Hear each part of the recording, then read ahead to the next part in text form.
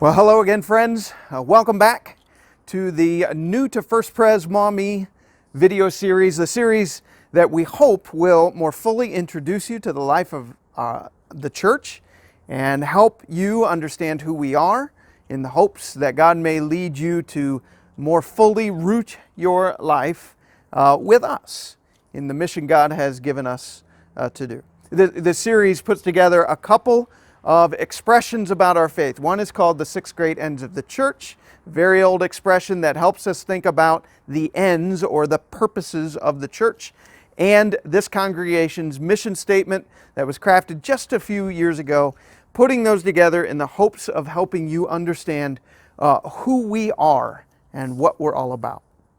You know, the second great end of the church is the shelter, nurture, and spiritual fellowship of the children of God. The shelter, nurture, and spiritual fellowship of the children of God.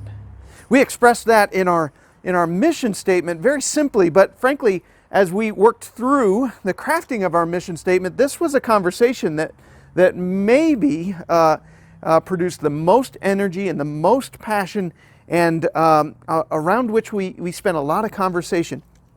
We express this purpose of the church simply as the phrase, we are the church family. Now, again, we spent some time with that word, the. Do we include the or not? Are we a church family or are we the church family? I don't know that it makes a whole lot of difference, but when we use the phrase church family, what the says to me is we really mean it.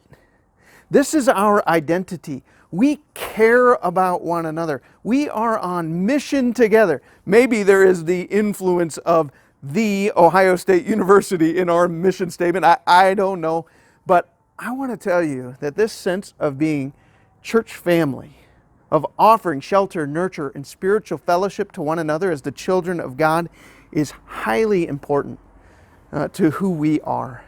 It's for that reason I wanted to come out here and introduce you to a part of our church campus that you may not yet have seen. This is the memorial garden of the church. It's a columbarium on the side of the church opposite of Gibbs Street. In fact, right there is the outer sanctuary wall. If you did not have reason to come out here, you might not have even known it was here. And so I would encourage you, sometime after worship or another time you're here, wander over here and share in this space. This is a space where we can remember those members of the church family who have gone on to be with the Lord. Some of them have their cremated remains placed here. Others, we simply have a plaque with their name on it. And it's through that remembrance that we're able to give thanks for them and give thanks for the fellowship that we share together.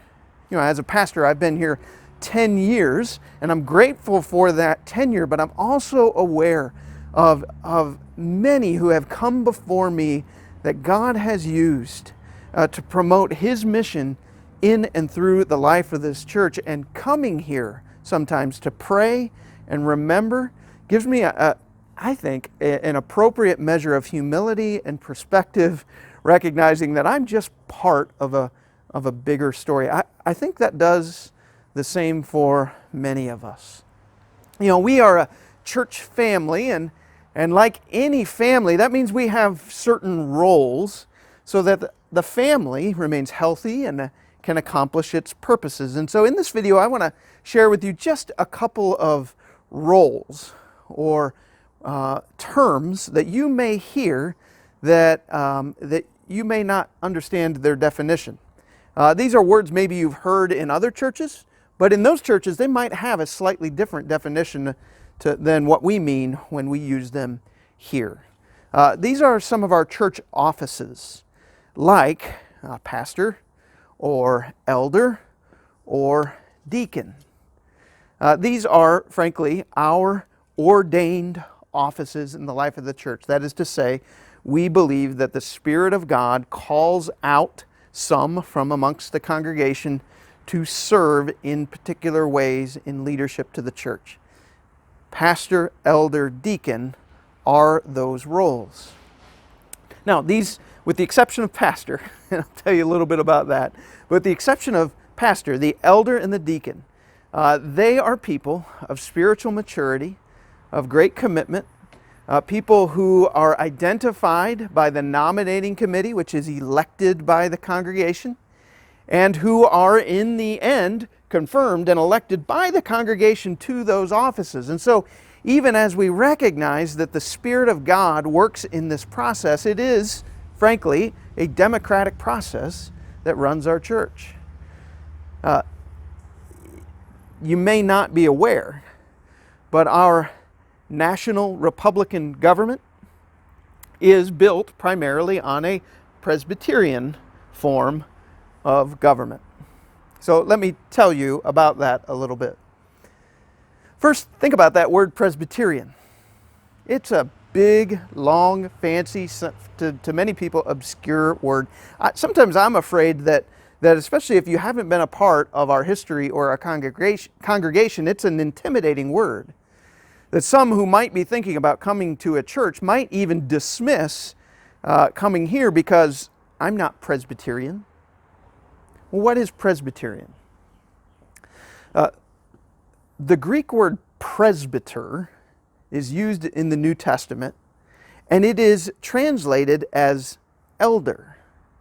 In the New Testament, we see that one of the primary ways a church was set up is by having elders in a particular city, presbyters, appointed to lead and govern and care for and make decisions on behalf of the church. That's what a Presbyterian church is. It is a congregation that is led primarily by elders. So even though it sounds like this kind of unique, obscure, funny word, frankly, there are many, many, many churches that would never consider themselves Presbyterian that are actually elder-run, and so really are Presbyterian, though they wouldn't use that label. Some of the non-denominational churches in our city, I would argue, are more Presbyterian than they know. We have 9 elders that are called and elected to govern the church at any one time. 3 per class. They serve in 3-year cycles. So 3 elders are coming off every year. 3 new elders are coming on. And together they make up what is called the session. And so you may hear, hey, the session decided this or the session decided that. The elders, as good leaders, listen to the congregation. They ask lots of questions. They are people who are deeply committed to the church. They are involved, and so hopefully they have a sense of how our congregation is doing. But ultimately, they do not vote or make decisions based primarily on the opinions of others. They are seeking the will of God. And so much like your senator or your congressman, hopefully should take your voice into mind as they are making decisions. Ultimately, they're tasked with doing what they think is best. Same with our elders. They govern together as a board, but then they each have specific areas of oversight. We call these arenas.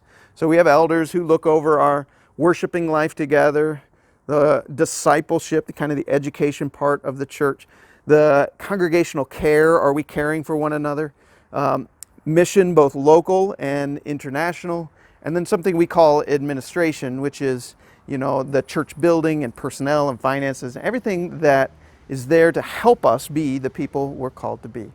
The elders are providing oversight and directive ministry to the whole life of the church. The deacons, on the other hand, are called to specifically care for the well-being of the church family. Again, this second great end of the church says the shelter, nurture, and spiritual fellowship of the children of God must be one of our priorities, and the deacons help us do that. We don't have an exact number of deacons that are serving at any one time, but it's around 20 deacons.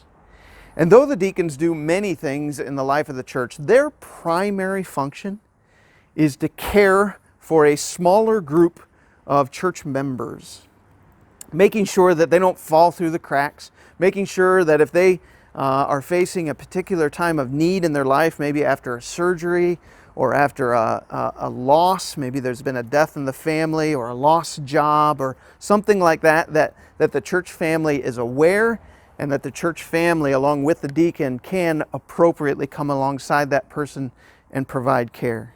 The deacon is one who may reach out from time to time if we don't see you for a while, and just check in and say, are you okay? You know, it's not a call of judgment. Why weren't you at church? No, it's we really care about you and we miss you, and we just want to check on you and make sure everything's okay.